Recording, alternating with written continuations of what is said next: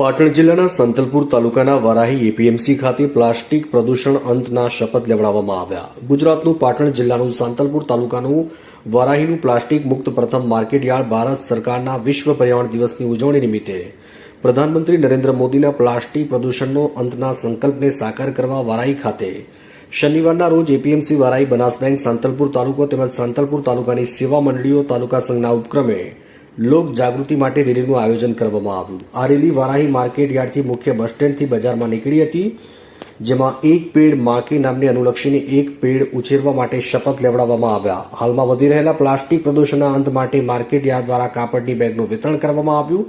Plastic બેગનો અંત લાવવા અને પર્યાવરણની જાળવણી માટે પ્લાસ્ટિક બેગનો ઉપયોગ ન કરવા સમજણ આપવામાં આવી.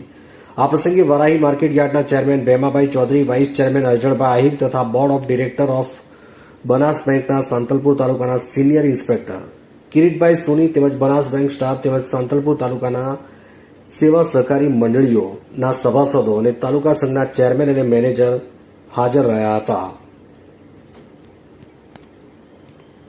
વિશ્વ પર્યાવરણ દિવસની ઉજવણી નિમિત્તે માનનીય પ્રધાનમંત્રી નરેન્દ્રભાઈ મોદી સાહેબના પ્લાસ્ટિક પ્રદૂષણના અંતના સંકલ્પને સાકાર કરવા એપીએમસી વારે દ્વારા લોક જાગૃતિ માટે રેલીનું આયોજન કરવામાં આવ્યું, જેમાં એક પેડ માકેના અનુલક્ષીને એક પેડ ઉછેરવા માટે શપથ લેવડાવવામાં.